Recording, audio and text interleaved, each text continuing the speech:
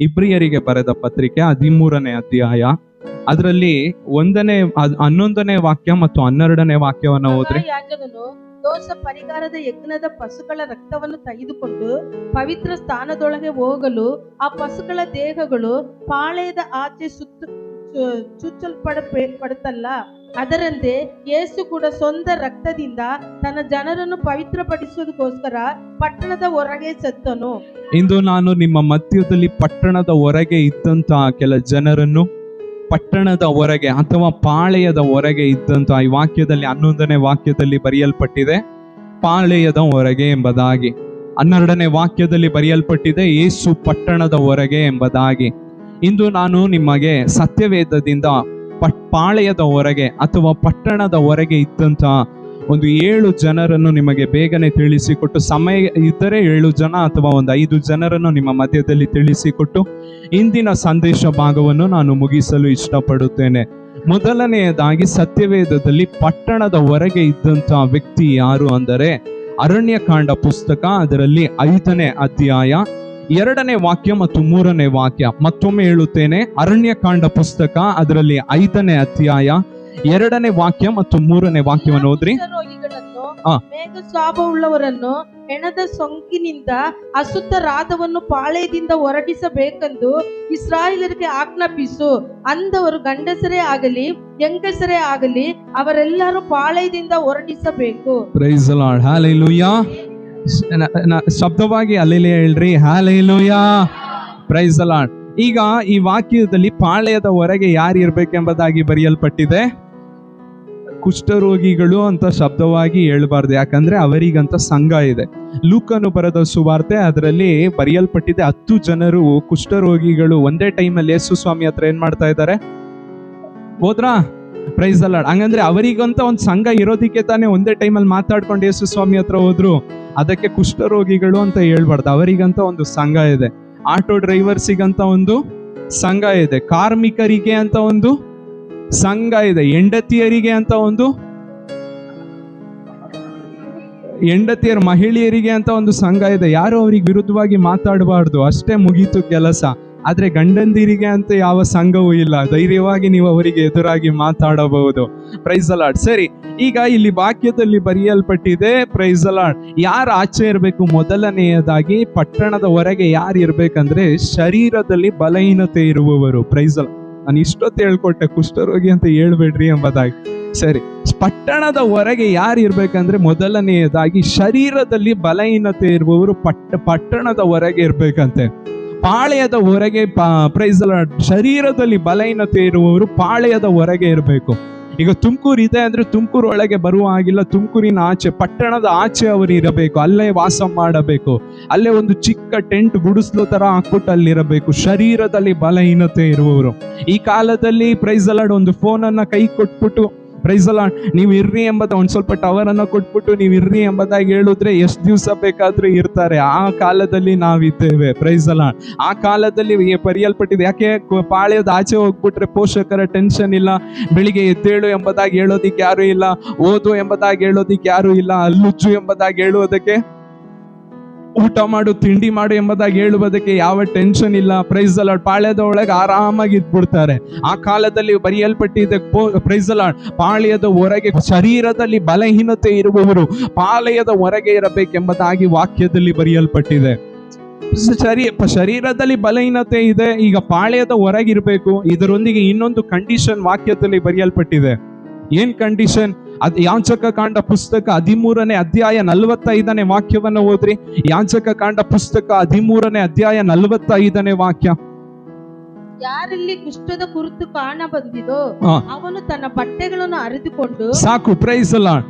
ಶರೀರದಲ್ಲಿ ಬಲಹೀನತೆ ಇರುವವರು ಮೊದಲನೆಯದಾಗಿ ವಾಕ್ಯದಲ್ಲಿ ಬರೆಯಲ್ಪಟ್ಟಿದೆ ಅವರು ಪಾಳೆಯದ ಹೊರಗೆ ಪಟ್ಟಣದ ಹೊರಗೆ ಇರಬೇಕು.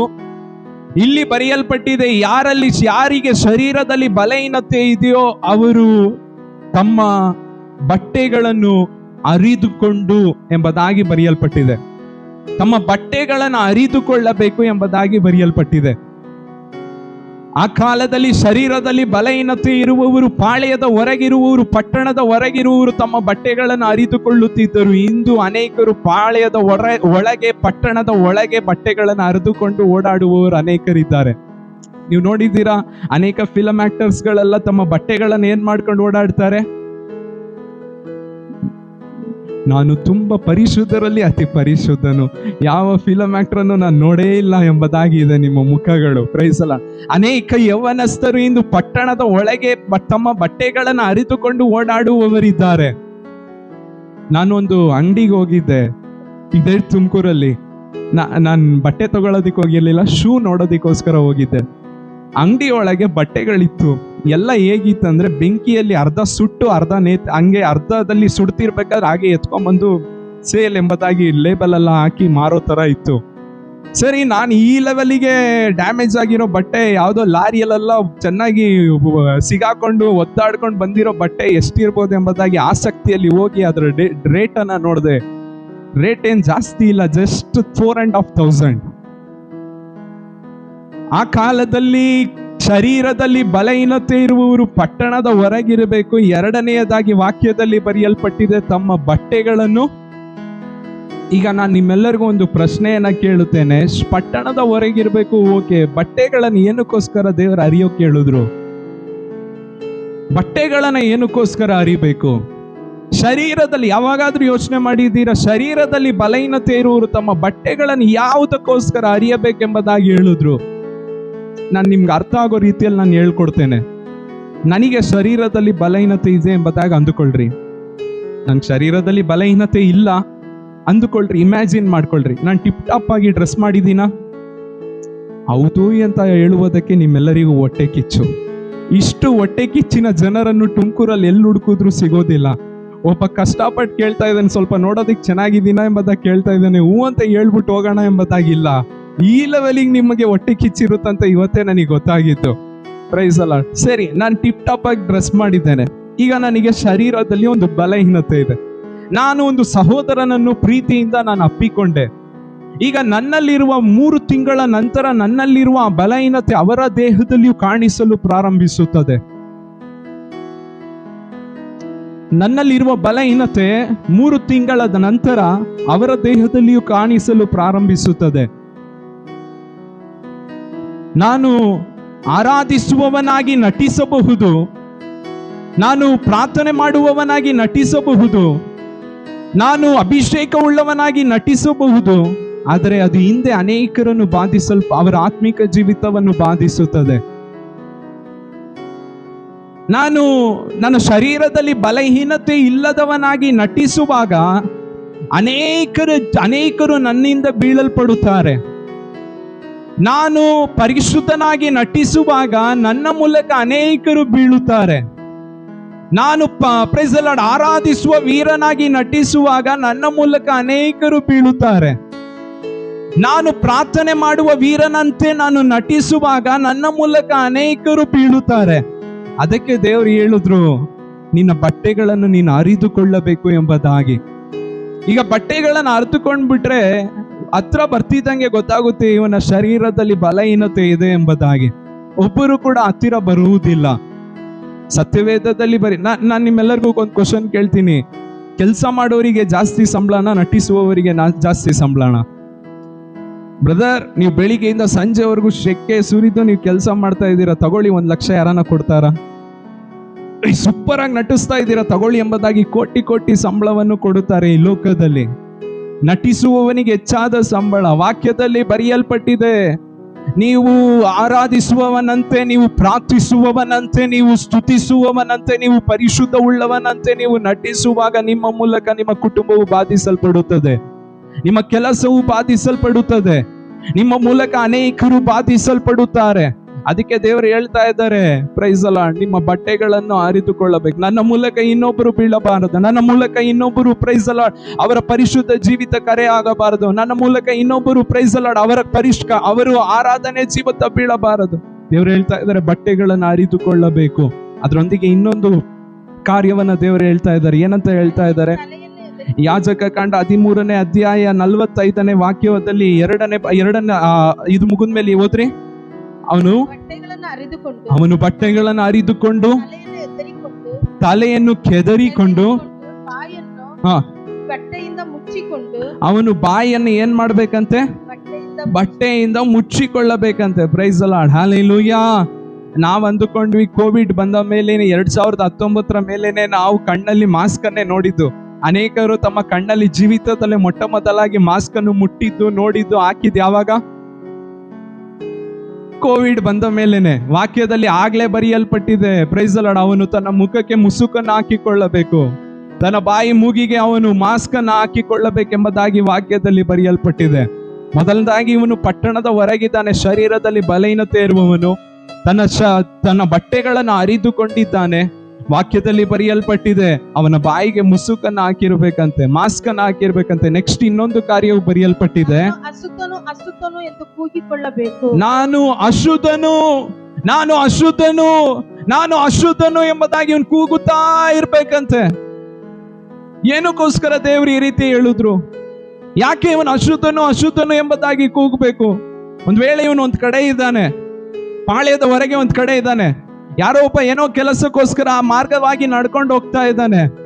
ಇವನು ನಾನು ಅಶುದ್ಧನು, ನಾನು ಅಶುದ್ಧನು, ನಾನು ಅಶುದ್ಧನು ಕತ್ಲಲ್ಲಿದ್ದಾನೆ. ಇವನ್ ಬಟ್ಟೆ ಅರ್ಧ ಹಾಕೊಂಡಿದ್ದಾನೆ, ಓಕೆ, ಮುಸುಕ್ ಹಾಕೊಂಡಿದ್ದಾನೆ, ಓಕೆ, ಒಂದ್ ಕಡೆ ಕೂತಿದ್ದಾನೆ. ಇವ್ ಕತ್ಲಲ್ಲಿ ಇರ್ಬೇಕಾದ್ರೆ ಕಾಣಿಸೋದಿಲ್ಲ.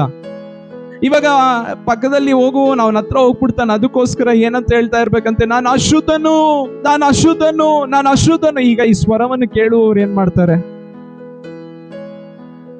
ಅಲ್ಲೊಬ್ಬ ಶರೀರದಲ್ಲಿ ಬಲಹೀನತೆ ಇರುವವನು ಕೂತಿದ್ದಾನೆ ಎಂಬುದಾಗಿ ಗೊತ್ತಾದ ಕೂಡಲೇ ಇವರು ಏರಿಯಾವನ್ನೇ ಯೂಟರ್ನ್ ನೋಡ್ಬಿಡ್ತಾರೆ. ಹಾಗೆ ಆ ಮಾರ್ಗದಲ್ಲಿ ಹೋಗೋದನ್ನ ಬಿಟ್ಟು ಹಾಗೆ ಈ ಮಾರ್ಗದಲ್ಲಿ ಹೋಗೋದಿಕ್ ಪ್ರಾರಂಭ. ಕೆಲವರೆಲ್ಲ ನೋಡಿದ್ದೀರಾ, ರೋಡಲ್ಲಿ ಹೋಗ್ತಾ ಇರ್ತಾರೆ, ಬೆಕ್ಕು ಹಾಗೆ ಎಡಭಾಗದಿಂದ ಬಲಕ್ಕ, ಬಲಭಾಗದಿಂದ ಎಡಕ್ಕ. ನಮ್ಗದೆಲ್ಲ ಗೊತ್ತೇ ಇಲ್ಲ ಬ್ರದರ್. ಬಲ್ಗಡೆಯಿಂದ ಎಡ ಕಡೆಗೆ ಹೋಗಿದ ತಕ್ಷಣ ಏನ್ ಮಾಡ್ಬಿಡ್ತಾರೆ, ಅಲ್ಲೇ 100 ಇಂದ 0 ಬಂದ್ಬಿಡುತ್ತೆ ಬೈಕು. ಒಂದಿಬ್ರು ಮುಂದೆ ಹೋಗ್ಲಿ, ಅವನೇನ ಆಗ್ಲಿ, ಆಮೇಲೆ ನಾವು ಹೋಗೋಣ ಎಂಬುದಾಗಿ ಹಾಗೆ ವೆಯ್ಟ್ ಮಾಡ್ತಾರೆ. ವಾಕ್ಯದಲ್ಲಿ ಬರೆಯಲ್ಪಟ್ಟಿದೆ, ಅಶುದ್ಧನು ಅಶುದ್ಧನು ಎಂಬುದಾಗಿ ಹೇಳೋ ಶಬ್ದ ಕೇಳಿದ ತಕ್ಷಣ ಯಾರು ಕೂಡ ಆ ಮಾರ್ಗವಾಗಿ ಹೋಗೋದಿಲ್ವಂತೆ.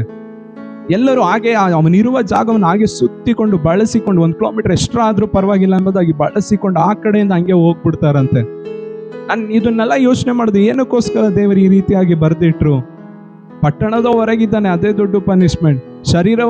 ತನ್ನ ಬಟ್ಟೆಗಳನ್ನು ಹರಿದುಕೊಂಡಿದ್ದಾನೆ, ಅದೇ ಒಂದು ದೊಡ್ಡ ಪನಿಷ್ಮೆಂಟ್. ಅದ್ ಮುಸುಕನ್ನ ಹಾಕೊಂಡಿದ್ದಾನೆ, ಅದು ಒಂದು ದೊಡ್ಡ ಪನಿಷ್ಮೆಂಟ್. Price the lord. ಇದರೊಂದಿಗೆ ಅವನು ಅಶುದ್ಧನು ಅಶುದ್ಧನು ಎಂಬುದಾಗಿ ಕೂಗ್ತಾ ಇದ್ದಾನಲ್ಲ, ಏನಕ್ಕೋಸ್ಕರ? ಒಂದು ದಿವಸ ಇವನು ಆ ಮಾರ್ಗದಲ್ಲಿ ಕುತ್ಕೊಂಡು ನಾನು ಅಶುದ್ಧನು, ನಾನು ಅಶುದ್ಧನು, ನಾನು ಅಶುದ್ಧನು ಎಂಬುದಾಗಿ ಜೋರಾಗಿ ಕೂಗ್ತಾ ಇದ್ದಾನೆ, ಕಣ್ಣೀರಿನಲ್ಲಿ ಕೂಗ್ತಾ ಇದ್ದಾನೆ. ಸಂಬಂಧಿಕರಿಂದ ಎಲ್ಲರಿಂದ ದೂರ ಇದ್ದಾನೆ, ಸ್ನೇಹಿತರಿಂದ ಎಲ್ಲರಿಂದ ದೂರ ಇದ್ದಾನೆ. ಎಲ್ಲಾ ಸ್ನೇಹಿತರು ಇದ್ದಾರೆ, ಆದ್ರೆ ಒಬ್ರು ಇವನ ಹತ್ರ ಬರೋದಿಲ್ಲ. ಎಲ್ಲಾ ಸಂಬಂಧಿಕರು ಇದ್ದಾರೆ, ಒಬ್ಬರು ಕೂಡ ಇವನ ಹತ್ರ ಬರೋದಿಲ್ಲ. ಎಲ್ಲಾ ಸಹೋದರರು ಇದ್ದಾರೆ, ಒಬ್ರು ಕೂಡ ಇವನ ಹತ್ರ ಬರೋದಿಲ್ಲ. ಕಣ್ಣೀರಿನಲ್ಲಿ ನಾನು ಅಶುದ್ಧನು, ನಾನು ಅಶುದ್ಧನು, ನಾನು ಅಶುದ್ಧನು ಎಂಬುದಾಗಿ ಕೂಗ್ತಾ ಇದ್ದಾನೆ.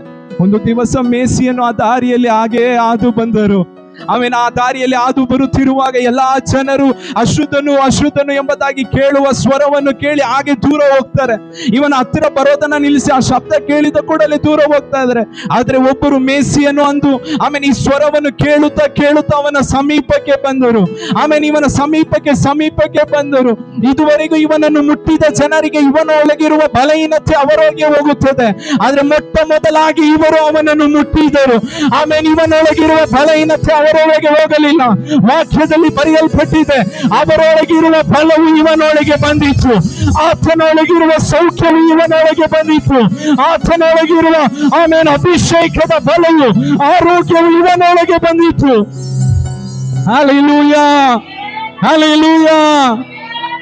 ಈ ಆರಾಧನೆಯಲ್ಲಿ ಆ ಬಲಹೀನತೆಯನ್ನು ನೀಗಿಸುವ ದೇವರು ಇಳಿದು ಬಂದಿದ್ದಾರೆ. ನಿಮ್ಮನ್ನು ನೋಡಿ ಜನರು ದೂರಕ್ಕೆ ಹೋಗುವಾಗ ಯೇಸು ನಿಮ್ಮ ಸಮೀಪಕ್ಕೆ ಬರುವವನಾಗಿದ್ದಾನೆ. ಆಮೇಲೆ ವಾಕ್ಯದಲ್ಲಿ ಬರೆಯಲ್ಪಟ್ಟಿದೆ, ಮನ ಮರುಗಿ ಅವನನ್ನು ಮುಟ್ಟಿದರು, ಮುಟ್ಟಿದ ಕೂಡಲೇ ಅವನು ಸೌಖ್ಯ ಹೊಂದಿದನು. ವಾಕ್ಯದಲ್ಲಿ ಬರೆಯಲ್ಪಟ್ಟಿದೆ, ಅಗಲವಾಗಿ ಬಾಯನ್ನು ತೆರಿ ನಾನು ಅದನ್ನು ತುಂಬಿಸುತ್ತೇನೆ ಎಂಬುದಾಗಿ. ಇವನೊಂದು ವೇಳೆ ಆ ಜಾಗದಲ್ಲಿ ಕುತ್ಕೊಂಡು ನಾನು ಅಶುದ್ಧನು ಎಂಬುದಾಗಿ ಕೂಗ್ದಲ್ಲೇ ಇದ್ದಿದ್ರೆ ಏಸಪ್ಪ ಆ ಕಡೆನೆ ಬರ್ತಾ ಇರಲಿಲ್ಲ.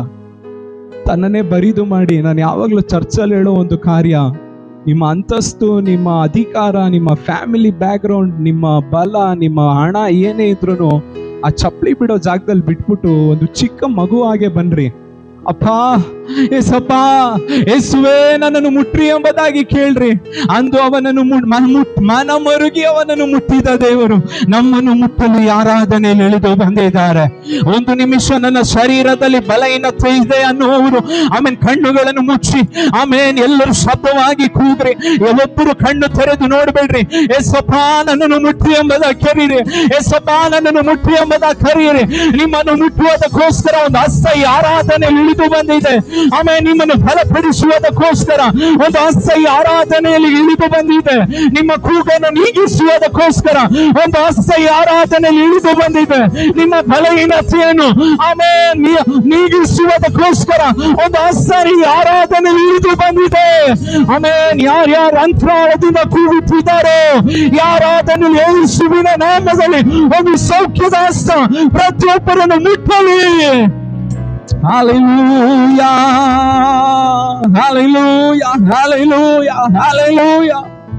ಇದುವರೆಗೂ ಇವನ ಕೂಗನ್ನು ಕೇಳಿ ಎಲ್ಲ ದೂರ ದೂರ ದೂರ ಹೋದ್ರು. ಅರೆ ಫಸ್ಟ್ ಟೈಮ್ ಒಬ್ರು ಬರ್ತಾ ಇದ್ದಾರೆ, ಇವನು ಹತ್ರ ಬರ್ತಾ ಇದ್ದಾರೆ. ಇವನು ಕೂಗ್ತಾ ಇದ್ದಾನೆ ಹತ್ರ ಬಂದ್ಬಿಡ್ಬಾರ್ದು ಎಂಬುದಾಗಿ ಇವನು ಜೋರಾಗಿ ಕೂಗ್ತಾ ಇದ್ದಾನೆ. ಅವರು ಇನ್ನು ಹತ್ರ ಬರ್ತಾ ಇದ್ದಾರೆ. ಹಲ್ಲೆಲೂಯಾ. ಎಷ್ಟು ಜನ ಹೇಳ್ತೀರಾ ಈ ಪ್ರೇಮವು ಅಮೂಲ್ಯವಾದ ಪ್ರೇಮವು. ಆಮೇಲೆ ನನ್ನನ್ನು ಎಲ್ಲಾರು ಕೈ ಬಿಟ್ಟಾಗಲೂ ನನ್ನನ್ನು ಕೈ ಬಿಡದಂತ ಪ್ರೇಮವು. ಯೋಚನೆ ಮಾಡ್ರಿ, ಅವನಿಗೆ ಪ್ರಿಯವಾಗಿರುವ ಸ್ನೇಹಿತರು ಹತ್ರ ಹೋಗೋದಿಕ್ಕೆ ಯೋಚನೆ ಮಾಡಿದ್ರು. ಅವನ ಜೊತೆ ಹುಟ್ಟಿದ ಸಹೋದರರು ಹತ್ರ ಹೋಗೋದಿಕ್ಕೆ ಯೋಚನೆ ಮಾಡಿದ್ರು. ಆದ್ರೆ ಏಸಪ್ಪ ಅವನ ಹತ್ರ ಹೋದರು. ಹಲ್ಲೆಲೂಯಾ. ಮೊದಲನೆಯದಾಗಿ ಪಟ್ಟಣದ ಹೊರಗಿರುವ ವ್ಯಕ್ತಿ ಯಾರು? ಶರೀರದಲ್ಲಿ ಬಲಹೀನತೆ ಇರುವವರು. ಎರಡನೆಯದಾಗಿ ಪಟ್ಟಣದ ಹೊರಗಿರುವ ವ್ಯಕ್ತಿ. ಅರಣ್ಯಕಾಂಡ ಪುಸ್ತಕ 12ನೇ ಅಧ್ಯಾಯ ಅದರಲ್ಲಿ 14ನೇ ವಾಕ್ಯವನ್ನು ಓದ್ರಿ. ಅರಣ್ಯಕಾಂಡ ಪುಸ್ತಕ 12ನೇ ಅಧ್ಯಾಯ 14ನೇ ವಾಕ್ಯ. ಅವನು ಆಚೆರೆತಿನಿಂದ ಹೊರಟು ಪಾರಾನ್ ಅರಣ್ಯದಲ್ಲಿ. ಅರಣ್ಯಕಾಂಡ ಪುಸ್ತಕ 12ನೇ ಅಧ್ಯಾಯ 14ನೇ ವಾಕ್ಯವನ್ನು. ಅದಕ್ಕೆ ಯೆಹೋವನು ತಂದೆ ಮುಖದ ಮೇಲೆ ಉಗುಳಿದರೆ ಆಕೆ ಹೇಗೂ 7 ದಿವಸ ನಾಚಿಕೆಯಿಂದ ಮರೆ ಹೋಗುವುದಿಲ್ಲವೇ? ಹಾಗಾದರೆ ಆಕೆ 7 ದಿವಸ ಪಾಳೆಯದ ಹೊರಗೆ ಇರಬೇಕು. ಸಾಕು. ಈಗ ಪಾಳೆಯದ ಹೊರಗೆ ಇರುವ ಈ ವ್ಯಕ್ತಿ ಯಾರು? ಮಿರಿಯಾಮಳು. ದೇವರು ಹೇಳ್ತಾ ಇದ್ದಾರೆ, ಅವಳನ್ನು ಪಾಳೆಯದ ಹೊರಗೆ ನೀವು ಇರಿಸಬೇಕೆಂಬುದಾಗಿ. ಆಲ್ರೆಡಿ ಶರೀರದಲ್ಲಿ ಬಲಹೀನತೆ ಇರುವವರು ಪಾಳೆಯದ ಹೊರಗಿದ್ದಾರೆ. ತಮ್ಮ ಶರೀರದಲ್ಲಿ ಬಲಹೀನತೆ ಇರುವವರು ಪಾಳೆಯದ ಹೊರಗಿದ್ದಾರೆ. ಇಲ್ಲಿ ಇವ್ರ ಹತ್ರ ಕೇಳ್ರಿ, ನೀವೇನಕ್ಕೋಸ್ಕರ ಪಾಳೆಯದ ಹೊರಗಿದ್ದೀರಾ ಎಂಬುದಾಗಿ ಕೇಳಿದ್ರೆ ಅವ್ರು ಈ ರೀತಿಯಾಗಿ ಹೇಳ್ತಾರೆ, ನಾನು ದೇವ ಸೇವಕನಿಗೆ ವಿರುದ್ಧವಾಗಿ ಮಾತನಾಡಿದೆ, ಅದಕ್ಕೋಸ್ಕರ ದೇವ್ರು ನನ್ನನ್ನು ಪಾಳೆಯದ ಹೊರಗೆ ಇರಿಸಿದ್ದಾರೆ. ಇವ್ರು ಯಾರೆಂಬುದಾಗಿ ಆಲ್ರೆಡಿ ಹೇಳಿದೆ, ಮಿರಿಯಾಮಳು. ಇನ್ನು ಅರ್ಥ ಆಗೋಬೇಕೆಂಬುದಾಗಿ ಹೇಳ್ಬೇಕಂದ್ರೆ, ಮೋಶೆ ಮತ್ತು ಮಿರಿಯಾಮಳು ಸಹೋದರಿ. ಇನ್ನೂ ಹೇಳ್ಬೇಕಂದ್ರೆ ಮೋಶೆಯ ಅಕ್ಕ ಮಿರಿಯಾಮಳು. ಇನ್ನೂ ಹೇಳ್ಬೇಕಂದ್ರೆ ಮೋಶೆ ಜೀವಂತವಾಗಿರಲು ಕಾರಣವೇ ಈ ಮಿರಿಯಾಮಳು. ಒಂದು ವೇಳೆ ಈ ಮಿರಿಯಾಮ್ ಇರ್ಲಿಲ್ಲ ಅಂದ್ರೆ ಮೋಶೆ ಜೀವಂತವಾಗಿಲ್ಲ. ತಮ್ಮ ಚಿಕ್ಕ 2 ತಿಂಗಳಿರುವಾಗಲೇ ಜೀವ ಹೋಗ್ಬಿಡ್ತಾ ಇತ್ತು ನೈಲ್ ನದಿಯಲ್ಲಿ. ಮೋಶೆ ಜೀವಂತವಾಗಿರಲು ಕಾರಣ ಮಿರಿಯಾಮಳು. ತಮ್ಮ ತಾನೇ, ನಾನ್ ತಾನೇ ಅವನಿಗೆ ಜೀವ ಕೊಟ್ಟೆ, ಅವನ್ ನನ್ಕಿಂತ ಚಿಕ್ಕವನ್ ಎಂಬುದಾಗಿ ವಿರುದ್ಧವಾಗಿ ಮಾತಾಡ್ಬಿಟ್ಲು. ಈಗ ದೇವ್ರು ಹೇಳ್ತಾ ಇದ್ದಾರೆ, ಮಿರಿಯಾಮಳು ಪಟ್ಟಣದ ಹೊರಗಿರಬೇಕು. ದೇವರ ಮಕ್ಕಳೇ, ನಿಮಗೆ ವಿರುದ್ಧವಾಗಿ ಯಾರಾದ್ರೂ ಮಾತಾಡಿದರೆ ಅವರು ದೇವರ ಪ್ರಸನ್ನತೆಯನ್ನು ಕಳೆದುಕೊಳ್ಳುತ್ತಾರೆ. ಪಾಳೆಯದ ಹೊರಗಿರುತ್ತಾರೆ, ಪ್ರಸನ್ನತೆ ಹೊರಗಿರುತ್ತಾರೆ. ಹೇಳ್ತಾ ಇದ್ದಾರೆ ದೇವರು ಪ್ರಸನ್ನತೆ ಹೊರಗಿರ್ಬೇಕು, ಪಾಳೆಯದ ಹೊರಗಿರ್ಬೇಕು. ವಾಕ್ಯದಲ್ಲಿ ಬರೆಯಲ್ಪಟ್ಟಿದೆ. ಪ್ರಸಂಗಿ 5ನೇ ಅಧ್ಯಾಯ ಅದರಲ್ಲಿ 1ನೇ ವಾಕ್ಯವನ್ನು ಓದ್ರಿ. ಪ್ರಸಂಗಿ 5ನೇ ಅಧ್ಯಾಯ 1ನೇ ವಾಕ್ಯ.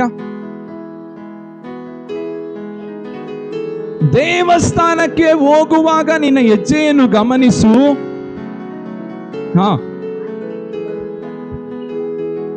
ಮೂಢರ ಯಜ್ಞಕ್ಕಿಂತ ಸಾನ್ನಿಧ್ಯಕ್ಕೆ ಬಂದು ಕಿವಿಗೊಡುವುದೇ ಲೇಸು.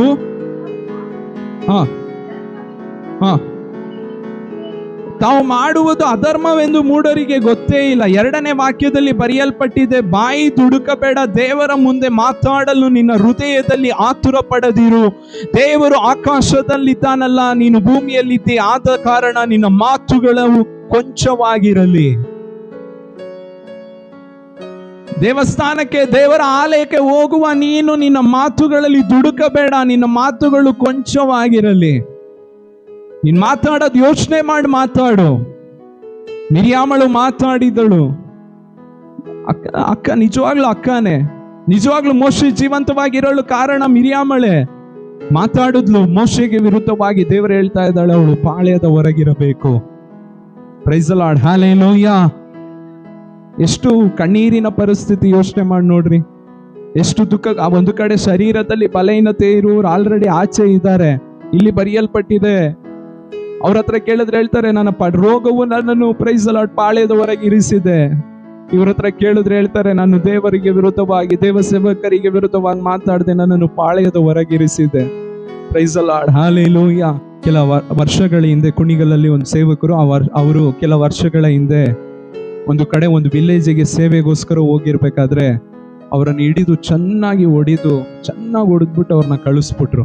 ತುಂಬಾ ಅಂದ್ರೆ ತುಂಬಾ ಹೊಡೆದು ಕಳಿಸ್ಬಿಟ್ರು. ಈಗ ರೀಸೆಂಟ್ ಆಗಿ ನಡೆದ ಕಾರ್ಯ, ಕೆಲ ವರ್ಷಗಳ ಹಿಂದೆ ಚೆನ್ನಾಗಿ ಹೊಡೆದ್ಬಿಟ್ಟು ಕಳಿಸ್ಬಿಟ್ರು. ಅದರಲ್ಲಿ ಒಬ್ಬ ಮಾತ್ರ ತುಂಬಾ ವೈರಾಗ್ಯವಾಗಿ ಎದುರಾಗಿ ನಿಂತು ಕೆಲಸ ಮಾಡ್ದ ಒಂದು ವಿಲೇಜ್ ಅಲ್ಲಿ. ದುಃಖದಲ್ಲಿ ಮನೆಗೆ ಬಂದಿದ್ದಾರೆ, ಹಿಂಗಾಗೋಯ್ತಲ್ಲ, ಸ್ವಲ್ಪ ದಿವಸ ತುಂಬಾ ನೋವುಗಳಿರುತ್ತೆ, ಅಲ್ಲಲ್ಲಿ ತುಂಬಾ ಗುದ್ದಿ ಹಾಗೆ ಹೀಗೆ ಮಾಡಿ ಅವಮಾನ ಪಡಿಸಿ ಕಳಿಸ್ಬಿಟ್ರು. ಸ್ವಲ್ಪ ದಿವಸ ಆಯ್ತು, 1-2 ತಿಂಗಳಾಯ್ತು. ಆ ಜನರಲ್ಲಿ ಯಾರು ಮುಖ್ಯಸ್ಥನಾಗಿದ್ನೋ ಅವನು ಓಡಿ ಬಂದು ಅಡ್ಡ ಬಿದ್ದಂತೆ, ಕಾಲಿಗೆ ಬಿದ್ದಂತೆ. ಇವ್ರ ಮನೆ ಹುಡಿಕೊಂಡು ಬಂದು ಕಾಲಿಗೆ ಬಿದ್ದಂತೆ. ಕಾಲಿಗೆ ಬಿದ್ಬಿಟ್ಟು ಹೇಳುದಂತೆ, ನನ್ನನ್ನು ಕ್ಷಮಿಸ್ಬಿಡಿ, ನೀವು ನಮ್ಮ ಊರಿಗೆ ಬಂದ್ಬಿಟ್ಟು ನೀವೇನ್ ಬೇಕಾದ್ರೂ ಪ್ರಚಾರ ಮಾಡಿ, ನಾನ್ ನಿಮ್ ಜೊತೆ ಇರ್ತೇನೆ, ನನ್ನನ್ನು ಕ್ಷಮಿಸ್ಬಿಡಿ ಎಂಬುದಾಗಿ ಹೇಳುದಂತೆ. ಏನ್ ನಡೀತು ಎಂಬುದಾಗಿ ನೋಡ್ಬೇಕಾದ್ರೆ ಅವನು ಇವರನ್ನ ಹೊಡೆದಿದ್ದಾನೆ, ಗುಂಪನ್ನ ಕೂಡಿಸಿ ಹೊಡೆದಿದ್ದಾನೆ, ದೊಡ್ಡ ಆಸ್ತಿವಂತ. ಸ್ವಲ್ಪ ದಿವಸದಲ್ಲಿ ಅವನ ಹೆಂಡತಿ ಹೋಗ್ಬಿಟ್ರು, ಮಕ್ಕಳು ಒಬ್ರೇನೋ ತೀರೋಗ್ಬಿಟ್ರು, ಅವ್ರ ತಂದೆ ತಾಯಿ ಫುಲ್ಲು ಸೀರಿಯಸ್ ಆಗ್ಬಿಟ್ರು, ದುಡ್ಡೆಲ್ಲ ಕಳ್ಕೊಂಡ್ಬಿಟ್ಟ. ಬಿಸ್ನೆಸ್ ಅಲ್ಲಿ ದುಡ್ಡು ಹೊಡೆತ, ₹1 ಇಲ್ಲ ಕೈಯಲ್ಲಿ. ಎಲ್ಲ ಒಂದು ತಿಂಗಳೊಳಗೆ ಹಾಗೆ ಕೆಳಗೆ ಹೋಗ್ಬಿಡ್ತು. ಏನ್ ನಡೀತು, ಯಾಕೆ ಹಿಂಗಾಯ್ತು? ತುಂಬಾ ಒಂದ್ ದಿವಸ ಬೇಜಾರಲ್ಲಿ, ಏನೋ ಗೊತ್ತಿಲ್ಲ, 1 ತಿಂಗಳಲ್ಲಿ ಎಲ್ಲ ಕಳ್ಕೊಂಡ್ಬಿಟ್ನಲ್ಲ. ಹೆಂಡತಿ ಹೋಗ್ಬಿಟ್ರು, ಮಕ್ಕಳು ಹೋಗ್ಬಿಟ್ರು, ಆ ತಂದೆ ತಾಯಿ ಫುಲ್ಲು ಅಸ್ವಸ್ಥರಾಗಿದ್ದಾರೆ. ಏನ್ ಮಾಡೋದು ಎಂಬುದಾಗ ಒಬ್ರ ಹತ್ರ ಹೇಳ್ತಾ ಇರ್ಬೇಕಾರೆ ಅವ್ರು ಹೇಳಿದ್ರಂತೆ, ಯಾವಾಗಿಂದ ಹಿಂಗಾಗಿದ್ದು? 1 ತಿಂಗಳು ಮುಂಚೆ ನನ್ನ ಬಿಸ್ನೆಸ್ ಚೆನ್ನಾಗಿ ಓಡ್ತಾ ಇತ್ತು, ಒಳ್ಳೆ ವ್ಯಾಪಾರ, ಸಾವಿರಾರು ದುಡ್ಡು ದುಡಿತಾ ಇದೆ. ಈಗ ₹1 ಬರ್ತಾ ಇಲ್ಲ, ಅಂಗಡಿ ಫುಲ್ ಇದಾಗಿದೆ, ಲಾಸ್ ಅಲ್ಲಿ ಓಡ್ತಾ ಇದೆ. ಅವ್ರು ಹೇಳಿದ್ರಂತೆ, 1 ತಿಂಗಳ ಮುಂಚೆ ನೀನ್ ಏನಾದ್ರೂ ತಪ್ಪು ಮಾಡ್ದ ಯೋಚನೆ ಮಾಡು, ಏನಾದ್ರೂ ತಪ್ಪು ಮಾಡ್ದ? ಅವಾಗ ಇವ್ರು ಹೇಳಿದ್ರು, 1 ತಿಂಗಳ ಮುಂಚೆ ಒಬ್ರನ್ನ ನಾನು ಹೊಡೆದೆ, ಅವ್ರ ಹತ್ರ ಹೋಗಿ ಕ್ಷಮೆ ಕೇಳು. ಯಾರನ್ನ ಹೊಡೆದು ಅವ್ರ ಹತ್ರ ಹೋಗಿ, ಅವ್ನು ಎಲ್ಲಾರ ಹತ್ರನು ವಿಚಾರಿಸಿ ಇವ್ರ ಮನೆಗೆ ಬಂದು ಕಾಲಿಗೆ ಬಿದ್ದು ಅಡ್ಡ ಬಿದ್ದಿದ್ದಾನೆ. Praise the lord, hallelujah. ದೇವರ ಮಕ್ಕಳೇ, ನಿಮಗೆ ವಿರುದ್ಧವಾಗಿ ಎದ್ದೇಳುವ ಎಲ್ಲಾ ಆಯುಧಗಳನ್ನು ದೇವರು ಕಲ್ಪಿಸದ ಹಾಗೆ ಮಾಡುವ ದೇವರಾಗಿ ಇದ್ದಾರೆ. ಆಮೇಲೆ ನನಗಂತ ಯಾರು ಇಲ್ಲ, ನಾನು ಚಿಕ್ಕವನು, ಲೋಕದಲ್ಲಿ ಚಿಕ್ಕವನು, ಮನೆಯಲ್ಲಿ ಚಿಕ್ಕವನು, ಸಮಾಜದಲ್ಲಿ ಚಿಕ್ಕವನು, ನನಗಂತ ಯಾರಿಲ್ಲ. ನಿಮಗೋಸ್ಕರ ಪರಲೋಕದ ದೇವರಿದ್ದಾರೆ. ಆಮೇಲೆ ನಿಮಗೋಸ್ಕರ, ಮೋಶೆಗೋಸ್ಕರ ಮಾತಾಡಲು ದೇವರು ಇಳಿದು ಬಂದರು, ನಿಮಗೋಸ್ಕರ ನ್ಯಾಯ ತೀರಿಸಲು ಪರಲೋಕದ ದೇವರು ಇಳಿದು ಬರುವವರಾಗಿದ್ದಾರೆ. ಮೊದಲನೆಯದಾಗಿ ಪಾಳ್ಯದ ಹೊರಗೆ ಯಾರಿರಬೇಕು? ಶರೀರದಲ್ಲಿ ಬಲಹೀನತೆ ಇರುವವರು. 2ನೇಯದಾಗಿ ಪಾಳ್ಯದ ಹೊರಗೆ ಯಾರಿರಬೇಕು? ಪಟ್ಟಣದ ಹೊರಗೆ ಯಾರಿರಬೇಕು? ದೇವರ ಮಕ್ಕಳಿಗೆ ವಿರುದ್ಧವಾಗಿ ಮಾತಾಡುವವರು, ಅವರು ಪಟ್ಟಣದ ಹೊರಗಿರುತ್ತಾರೆ. ದಾವೀದನಿಗೆ ವಿರುದ್ಧವಾಗಿ ಮಾತಾಡಿ ಹೋರಾಡಿದಂತ ಸೌಲನು ದೇವರ ಪ್ರಸನ್ನತೆಯನ್ನು ಕಳೆದುಕೊಂಡ. ಪಾಳ್ಯದ ಹೊರಗೆ, ಪ್ರಸನ್ನತೆ ಹೊರಗೆ ಇರುವ ಅನುಭವ ಅವನಿಗೆ ಉಂಟಾಯಿತು. Praise the Lord. ದೇವರ ಮಕ್ಕಳೇ, ನೀವ್ ಯಾರಾಗಿದ್ರು ಪರವಾಗಿ, ಚಿಕ್ಕವರಾಗಿದ್ರು ಪರವಾಗಿಲ್ಲ, ದೊಡ್ಡವರಾಗಿ, ನಿಮಗೆ ವಿರುದ್ಧವಾಗಿ ಮಾತಾಡುವವರನ್ನು ದೇವರು ಪಾಳ್ಯದ ಹೊರಗೆ ಇರಿಸುವ ದೇವರಾಗಿದ್ದಾರೆ. 3ನೇಯದಾಗಿ ಯಾರು ಪಾಳ್ಯದ ಹೊರಗಿರುತ್ತಾರೆ? ಅರಣ್ಯಕಾಂಡ ಪುಸ್ತಕ, ಪ್ರೈಸ್ ನನ್ನ ಸಮಯ ಮುಗೀತು, ಬೇಗ ಹೇಳ್ಬಿಡ್ತೇನೆ. ಅರಣ್ಯಕಾಂಡ ಪುಸ್ತಕ 31ನೇ ಅಧ್ಯಾಯ 19ನೇ ವಾಕ್ಯವನ್ನು ಓದ್ರಿ. ಅರಣ್ಯಕಾಂಡ ಪುಸ್ತಕ 31ನೇ ಅಧ್ಯಾಯ 19ನೇ ವಾಕ್ಯ. ನೀವಾದರೂ 7 ದಿನದವರೆಗೂ ಪಾಳ್ಯದ ಹೊರಗೆ ಇರಬೇಕು. ಮನುಷ್ಯ ಪ್ರಾಣ ತೆಗೆದವರು ಸೊಂಗಿದವರು ಹಾ ನಿಮ್ಮವರಾದರೂ ಹಾ. ಸೆರೆಯುವರಾದರೂ ಸಾಕು. 3ನೇ ಮತ್ತು 7ನೇ ದಿನಗಳಲ್ಲಿ ದೋಷ ಪರಿಹಾರ ಮಾಡಿಕೊಳ್ಳಬೇಕು. Praise the lord, hallelujah. ನೀವಾದರೂ 7 ದಿನದವರೆಗೂ ಪಾಳ್ಯದವರೆಗಿರಬೇಕು. ಮನುಷ್ಯನ ಪ್ರಾಣವನ್ನು ತೆಗೆದವರು ಶೋಕಿತರು ಸೆರೆಯವರು. ಹಂಗಂದ್ರೆ ಸೆರೆಯವರಂದ್ರೆ ಇವರು ಯುದ್ಧ ಮಾಡೋದಿಕ್ಕೆ ಹೋಗಿದ್ದಾರೆ, ಯುದ್ಧದಲ್ಲಿ ಸೋತಿದ್ದಾರೆ. ಮೊದಲನೇ ಆಲ್ರೆಡಿ ಪಾಳ್ಯದವರೆಗೆ ಯಾರಿದ್ದಾರಂದ್ರೆ ಶರೀರದಲ್ಲಿ ಬಲಹೀನತೆ ಇರುವವರು, ದೇವರ ಮಕ್ಕಳಿಗೆ ವಿರುದ್ಧವಾಗಿ ಮಾತಾಡಿದವರು. ಇಲ್ಲಿ ಬರೆಯಲ್ಪಟ್ಟಿದೆ, ಯುದ್ಧ ಮಾಡಿದೆ ಬ್ರದರ್, ನಾನು ಯುದ್ಧ ಮಾಡಿದೆ, ಆದ್ರೆ ಯುದ್ಧದಲ್ಲಿ ನಾನು ಸೋತು ಹೋಗ್ಬಿಟ್ಟೆ. ಅನೇಕರು ಯುದ್ಧ ಮಾಡಿದ್ವಿ, ನಾವು ಕೆಲ ತೀರ್ಮಾನಗಳನ್ನ ತಗೊಂಡ್ವಿ, ಪರಿಶುದ್ಧವಾಗಿರುವುದಕ್ಕೋಸ್ಕರ ಕೆಲ ತೀರ್ಮಾನಗಳನ್ನ ನಾನು ತಗೊಂಡೆ ಬ್ರದರ್, ಆದ್ರೆ ನಾನು ಆ ತೀರ್ಮಾನಗಳಲ್ಲಿ ಸೋತು ಹೋಗ್ಬಿಟ್ಟೆ ಬ್ರದರ್. ನಾನು ಇಂದಿನಿಂದ ಪ್ರಾರ್ಥನೆ ಮಾಡ್ಬೇಕೆಂಬುದಾಗಿ ತೀರ್ಮಾನ ತಗೊಂಡೆ, ಆದ್ರೆ ಆ ತೀರ್ಮಾನದಲ್ಲಿ ನಾನು ಸೋತು ಹೋಗ್ಬಿಟ್ಟೆ. ನಾನು ಇಂದಿನಿಂದ ಆರಾಧನೆಗೆ ಕರೆಕ್ಟ್ ಟೈಮಿಗೆ ಹೇಗಾದ್ರೂ ಬರ್ಬೇಕೆಂಬುದಾಗಿ ಅನೇಕ ಸಮಯದಲ್ಲಿ ತೀರ್ಮಾನ ತಗೊಂಡೆ. 10 ಗಂಟೆಗೆ ಹೇಗಾದ್ರೂ ಆರಾಧನೆಗೆ ಹೋಗ್ಬೇಕೆಂಬುದಾಗಿ ತೀರ್ಮಾನ ತಗೊಂಡೆ, ಆದ್ರೆ ತೀರ್ಮಾನದಲ್ಲಿ ಸೋತು ಹೋಗ್ಬಿಟ್ಟೆ. ನಾನು ಇನ್ಮೇಲೆ ಪರಿಶುದ್ಧವಾಗಿ ಜೀವಿಸ್ಬೇಕೆಂಬುದಾಗಿ ತೀರ್ಮಾನ ತಗೊಂಡೆ, ಆದ್ರೆ ತೀರ್ಮಾನದಲ್ಲಿ ಸೋತು ಹೋಗ್ಬಿಟ್ಟೆ. ಇನ್ಮೇಲೆ ಕುಟುಂಬದಲ್ಲಿ ಜಗಳವೇ ಆಡಬಾರ್ದು, ಐಕ್ಯತೆಯಾಗಿರ್ಬೇಕೆಂಬುದಾಗಿ ತೀರ್ಮಾನ ತಗೊಂಡೆ, ಆದ್ರೆ ತೀರ್ಮಾನದಲ್ಲಿ ಸೋತು ಹೋಗ್ಬಿಟ್ಟೆ. ನಾನು ದಿನವೂ ಸತ್ಯವೇದವನ್ನ ಓದ್ಬೇಕೆಂಬುದಾಗಿ ತೀರ್ಮಾನ ತಗೊಂಡೆ, ತೀರ್ಮಾನದಲ್ಲಿ ಸೋತು ಹೋಗ್ಬಿಟ್ಟೆ. ವಾಕ್ಯದಲ್ಲಿ ಬರೆಯಲ್ಪಟ್ಟಿದೆ, ಸೋತವರು ಪಾಳ್ಯದ ಹೊರಗಿರಬೇಕು. ನಾವು ತೆಗೆದುಕೊಂಡಂತ ತೀರ್ಮಾನಗಳಲ್ಲಿ ಸೋತವರು ಪಾಳ್ಯದ ಹೊರಗೆ. ಎಷ್ಟು ಜನ ತೀರ್ಮಾನ ತಗೊಂಡ್ರಿ ಅಲ್ವಾ ಕಳೆದ ದಿವಸದಲ್ಲಿ? ಎಷ್ಟು ದೊಡ್ಡ ತೀರ್ಮಾನ ತಗೊಂಡ್ರ? ತೀರ್ಮಾನದಲ್ಲಿ ನಾನು ಸೋತೋಗ್ಬಿಟ್ಟೆ ಬ್ರದರ್ ಎಂಬುದಾಗಿ ಯಾರಾದ್ರೂ ಇದ್ದೀರಾ? ವಾಕ್ಯದಲ್ಲಿ ಬರೆಯಲ್ಪಟ್ಟಿದೆ, ತೀರ್ಮಾನದಲ್ಲಿ ಸೋತವರು ಪಾಳ್ಯದ ಹೊರಗಿರ್ತಾರಂತೆ, ಪ್ರಸನ್ನತೆ ಹೊರಗಿರ್ತಾರಂತೆ. ಮೊದಲನೆಯದಾಗಿ ಪಾಳ್ಯದ ಹೊರಗಿರುವವರು ಯಾರು? ಶರೀರದಲ್ಲಿ ಬಲಹೀನತೆ ಇರುವವರು. ಎರಡನೆಯದಾಗಿ ದೇವರ ಮಕ್ಕಳಿಗೆ ವಿರುದ್ಧವಾಗಿ ಮಾತಾಡುವವರು. ಮೂರನೆಯದಾಗಿ ತೀರ್ಮಾನಗಳಲ್ಲಿ ಸೋತವರು ಪಾಳ್ಯದ ಹೊರಗೆ. ನಾಲ್ಕನೆಯದಾಗಿ ಯೆಹೋಶುವ ಪುಸ್ತಕ 6ನೇ ಅಧ್ಯಾಯ ಅದರಲ್ಲಿ 25ನೇ ವಾಕ್ಯದಲ್ಲಿ ಬರೆಯಲ್ಪಟ್ಟಿದೆ. ಯೆಹೋಶುವ ಚಾಪ್ಟರ್ 6 ವರ್ಸ್ 25. ರಾಹಾಬಳು ಯೆರಿಕೋ ಪಟ್ಟಣವನ್ನು ಸಂಚರಿಸಿ ನೋಡುವುದಕ್ಕೆ ಬಂದಿದ್ದ ಯೆಹೋಶುವನ ದೂತರನ್ನು ಅಡಗಿಸಿಟ್ಟಿದ್ದರಿಂದ ಸಾಕು. Price the lord. ಇವಳು ಏನ್ ಮಾಡುದ್ರಂತೆ? ಯೆಹೋಶುವನನ್ನು ಅವರ ಜೊತೆ ಬಂದಂತ ಗೂಢಚಾರನನ್ನು ಕಾಪಾಡ್ಬಿಟ್ರು. 23ನೇ ವಾಕ್ಯವನ್ನು ಓದ್ರಿ. ಆ ಯವ್ವನಸ್ಥರು ಹೋಗಿ ರಾಹಾಬಳನ್ನು, ಅವರ ತಂದೆ ತಾಯಿಗಳನ್ನು, ಸಹೋದರರನ್ನು ಎಲ್ಲವನ್ನು ಎಲ್ಲಿಟ್ರಂತೆ? ಇಸ್ರಾಯೇಲರ. ಈ ನಾಲ್ಕನೆಯದಾಗಿ ಯಾರು ಪಾಳ್ಯದ ಹೊರಗಿರ್ತಾರಂದ್ರೆ, ಎಲ್ಲವನ್ನು ಕಳೆದುಕೊಂಡವರು ಪಾಳ್ಯದ ಹೊರಗಿರ್ತಾರೆ. ಒಂದು ಕಾಲದಲ್ಲಿ ನನಗಂತ ಒಂದು ದೊಡ್ಡ ಮನೆ ಇತ್ತು ಯೆರಿಕೋ ಪಟ್ಟಣದ ಮೇಲೆ. ಒಂದು ಕಾಲದಲ್ಲಿ ನನಗಂತ ಹೇಳಿಕೊಳ್ಳಲು ಸ್ನೇಹಿತರಿದ್ದರು ಯೆರಿಕೋ ಪಟ್ಟಣದಲ್ಲಿ. ಒಂದು ಕಾಲದಲ್ಲಿ ನನಗಂತ ಹೇಳಿಕೊಳ್ಳಲು ಸಂಬಂಧಿಕರಿದ್ದರು. ಒಂದು ಕಾಲದಲ್ಲಿ ನನಗಂತ ಹೇಳಿಕೊಳ್ಳಲು ಒಂದು ಜಾಗ ಇತ್ತು. ಆದರೆ ಈಗ ಎಲ್ಲವನ್ನು ನಾನು ಕಳೆದುಕೊಂಡು ಬಿಟ್ಟೆ. ಈಗ ಇವರು ಎಲ್ಲಿದ್ದಾರೆ? ಪಾಳ್ಯದ ಹೊರಗಿದ್ದಾರೆ. ನಾಲ್ಕನೆಯದಾಗಿ ಯಾರು ಪಾಳ್ಯದ ಹೊರಗಿರುತ್ತಾರೆ, ಎಲ್ಲವನ್ನು ಕಳೆದುಕೊಂಡವರು ಪಾಳ್ಯದ ಒಳಗಿರುತ್ತಾರೆ. ಇಂದು ಅನೇಕರು ತಮ್ಮ ಜೀವಿತದಲ್ಲಿ ತಮ್ಮ ನೆಮ್ಮದಿಯನ್ನು ಕಳೆದುಕೊಂಡು, ಸಂತೋಷವನ್ನು ಕಳೆದುಕೊಂಡು, ಆರೋಗ್ಯವನ್ನು ಕಳೆದುಕೊಂಡು ಪಾಳ್ಯದ ಹೊರಗಿದ್ದಾರೆ, ಪಟ್ಟಣದ ಹೊರಗಿದ್ದಾರೆ, ದೇವರ ಪ್ರಸನ್ನತೆ ಹೊರಗಿದ್ದಾರೆ. ತಮ್ಮ ಪರಿಶುದ್ಧ ಜೀವಿತವನ್ನು ಕಳೆದುಕೊಂಡು ದೇವರ ಪ್ರಸನ್ನತೆ ಹೊರಗಿದ್ದಾರೆ. ಅನೇಕರು ತಮ್ಮ ಸ್ನೇಹಿತರನ್ನು, ಬಂಧು ಮಿತ್ರರನ್ನು, ಮನೆಯನ್ನು ಕಳೆದುಕೊಂಡು, ಅಯ್ಯ ನನಗಂತ ಏನೂ ಇಲ್ಲ, ಎಲ್ಲವನ್ನು ನಾನು ಕಳೆದುಕೊಂಡು ಬಿಟ್ಟೆ ಎಂಬುದಾಗಿ ಹೇಳುವವರು ವಾಕ್ಯದಲ್ಲಿ ಬರೆಯಲ್ಪಟ್ಟಿದೆ, ಅವರು ಪಾಳ್ಯದ ಹೊರಗಿದ್ದರು. 4 ಜನರನ್ನು ನಿಮಗೆ ತಿಳಿಸಿಕೊಟ್ಟೆ. ಮೊದಲನೆಯದಾಗಿ ಯಾರು ಪಾಳ್ಯದ ಹೊರಗೆ? ಶರೀರದಲ್ಲಿ ಬಲಹೀನತೆ ಇರುವವರು. ಎರಡನೆಯದಾಗಿ ದೇವರಿಗೆ ವಿರುದ್ಧವಾಗಿ ದೇವರ ಮಕ್ಕಳಿಗೆ ವಿರುದ್ಧವಾಗಿ ಮಾತಾಡಿದವರು. ಮೂರನೆಯದಾಗಿ ತೀರ್ಮಾನಗಳಲ್ಲಿ ಸೋತವರು ಪಾಳ್ಯದ ಹೊರಗೆ. ನಾಲ್ಕನೆಯದಾಗಿ ಎಲ್ಲವನ್ನು ಕಳ್ಕೊಂಡ್ಬಿಟ್ಟೆ ಬ್ರದರ್. ಮುಂಚೆ ತರ ಏನು ಇಲ್ಲ ಈಗ ನನ್ನ ಹತ್ರ. ಮುಂಚೆ ತರ ಆರೋಗ್ಯ ಇಲ್ಲ, ಮುಂಚೆ ತರ ಆಸ್ತಿ ಇಲ್ಲ, ಸಂಬಂಧಿಕರಿಲ್ಲ, ಸ್ನೇಹಿತರಿಲ್ಲ, ಎಲ್ಲರನ್ನ ನಾನು ಕಳ್ಕೊಂಡ್ಬಿಟ್ಟೆ. ಎಲ್ಲ ಇತ್ತು ಒಂದು ಕಾಲದಲ್ಲಿ, ಈಗ ಏನು ಇಲ್ಲ. ಪಾಳ್ಯದ ಹೊರಗಿರ್ಬೇಕು. ಈಗ ನಾನು ನಿಮ್ಮೆಲ್ಲರಿಗೊಂದು ಪ್ರಶ್ನೆಯನ್ನ ಕೇಳುತ್ತೇನೆ. ಪಾಳ್ಯದ ಹೊರಗೆ ಇರುವವರು ಯಾರಾದ್ರೂ ಒಳ್ಳೆ ಕೆಲಸದಲ್ಲಿ ಇರುವವರು ಪಾಳ್ಯದ ಹೊರಗಿದ್ದಾರಾ? ಯಾರಾದ್ರೂ ರಾಜರು ಪಾಳ್ಯದ ಹೊರಗಿದ್ದಾರಾ? ಯಾರಾದ್ರೂ ಮಂತ್ರಿಗಳು ಪಾಳ್ಯದ ಹೊರಗಿದ್ದಾರಾ? ಯಾರಾದ್ರೂ ದೊಡ್ಡ ದೊಡ್ಡ ಅಧಿಕಾರಿಗಳು ಪಾಳ್ಯದ ಹೊರಗಿದ್ದಾರಾ? ನಿಮ್ಗೆ ಇನ್ನೊಂದು ಪ್ರಶ್ನೆಯನ್ನ ಕೇಳ್ತೇನೆ. ಯಾರಾದ್ರೂ ಅರಸರು ಪಾಳ್ಯದ ಹೊರಗೆ ಇರುವುದಕ್ಕೆ ಆಸೆ ಪಡ್ತಾರಾ? ಒಬ್ಬರು ಕೂಡ ಪಾಳ್ಯದ ಹೊರಗೆ ಇರುವುದಕ್ಕೆ ಆಸೆ ಪಡುವುದಿಲ್ಲ. ಒಬ್ಬರು ಕೂಡ ಪಟ್ಟಣದ ಹೊರಗೆ. ನಿಮ್ಗೆ ಇನ್ನೂ ಅರ್ಥ ಆಗುವ ರೀತಿಯಲ್ಲಿ ಹೇಳ್ಬೇಕಂದ್ರೆ, ಒಬ್ರು ಕೂಡ ಆಚೆ ಇರೋದಿಕ್ಕೆ ಒಂದು ನಿಮ್ಮ ಹತ್ರ ಒಳ್ಳೆ ಹಣ ಬಂತು.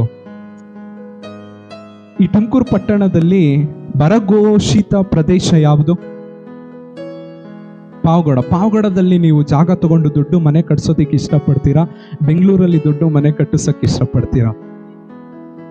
ಒಬ್ಬರು ಕೂಡ ಪಟ್ಟಣದ ಆಚೆ ಇರೋದಿಕ್ಕೆ ಇಷ್ಟಪಡೋದಿಲ್ಲ, ಪಾಳ್ಯದ ಆಚೆ ಹೋಗೋದಿಕ್ಕೆ ಇಷ್ಟಪಡೋದಿಲ್ಲ. ಆದ್ರೆ ಒಬ್ಬರು ಪಾಳ್ಯದ ಆಚೆ ಬಂದ್ರು. ರಾಜಾದಿರಾಜನು ಪಾಳ್ಯದ ಆಚೆ ಬಂದ್ರು. ಇಬ್ರಿಯರಿಗೆ ಬರೆದ ಪತ್ರಿಕೆ 13ನೇ ಅಧ್ಯಾಯ 12ನೇ ವಾಕ್ಯದಲ್ಲಿ ಬರೆಯಲ್ಪಟ್ಟಿದೆ.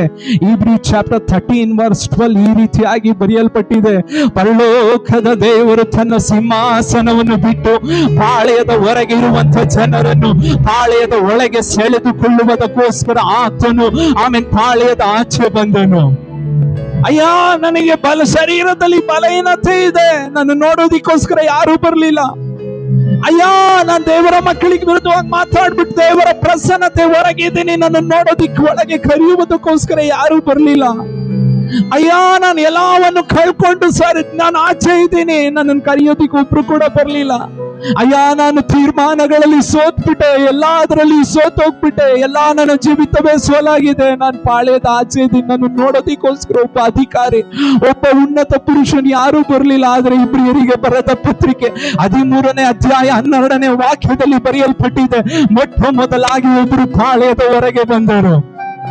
ನಾನ್ ನಿಮ್ ಜಾಗದಲ್ಲಿ ಇದ್ದಿದ್ರೆ ಶಬ್ದವಾಗಿ ಕೈಗಳನ್ನು ಮೇಲೆತ್ತಿ ಹಾಲೆಲೂಯಾ ಎಂಬುದಾಗಿ ಹೇಳ್ತಾ ಇದ್ದೆ.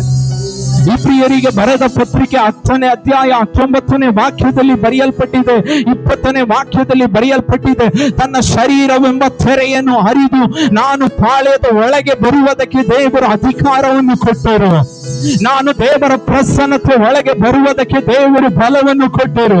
ನಾನು ಆಲಯದೊಳಗೆ ಬರುವುದಕ್ಕೆ ದೇವರು ಕೃಪೆಯನ್ನು ಕೊಟ್ಟರು.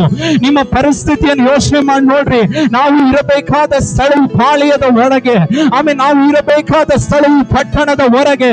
ಆದರೆ ನಮ್ಮನ್ನು ಒಳಗೆ ಕರೆದುಕೊಂಡು ಬರುವುದಕ್ಕೋಸ್ಕರ ತನ್ನ ಶರೀರವೆಂಬ ತೆರೆಯನ್ನು ಹರಿದು ನಮ್ಮನ್ನು ಒಳಗೆ ಕರೆದುಕೊಂಡು ಬಂದು ಆತನ ಸನ್ನಿಧಾನದಲ್ಲಿ ಕುಂಡ್ರಿಸಿ ಆತನಿಂದ ಶಬ್ದವನ್ನು ಕೇಳುವ ಒಂದು ದೊಡ್ಡ ಭಾಗ್ಯವನ್ನು ನನಗೆ ಕೊಟ್ಟಿದ್ದಾರೆ ಎಂಬುದಾಗಿ ಹೇಳುವವರು ಕೈಗಳನ್ನು ತಟ್ಟಿ ಆಮೇಲೆ ದೇವರ ನಾಮವನ್ನು ಮಹಿಮೆ ಪಡಿಸಿರಿ. Hallelujah, hallelujah, hallelujah, hallelujah, hallelujah.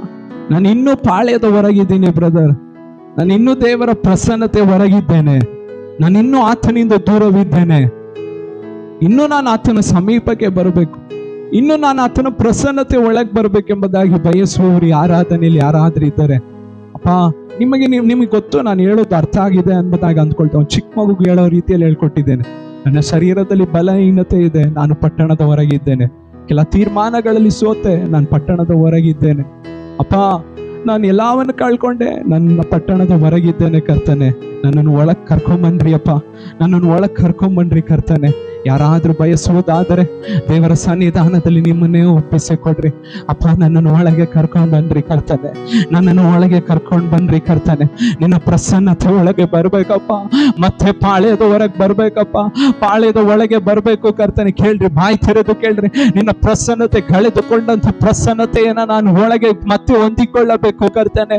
ಎಲ್ಲರೂ ಎದ್ದು ನಿಂತುಕೊಳ್ಳೋಣ. Hallelujah, hallelujah. ಬಾಯಿ ತೆರೆದು ಕೇಳ್ರಿ, ಬಾಯಿ ತೆರೆದು ಕೇಳ್ರಿ. ಒಬ್ಬರು ಮೌನವಾಗಿರ್ಬೇಡ್ರಿ. ಅಪ್ಪ, ನಿನ್ನ ಪ್ರಸನ್ನತೆ ಒಳಗೆ ಮತ್ತೆ ಪಟ್ಟಣದ ಹೊರಗೆ ಬರಬೇಕು ಕರ್ತನೆ.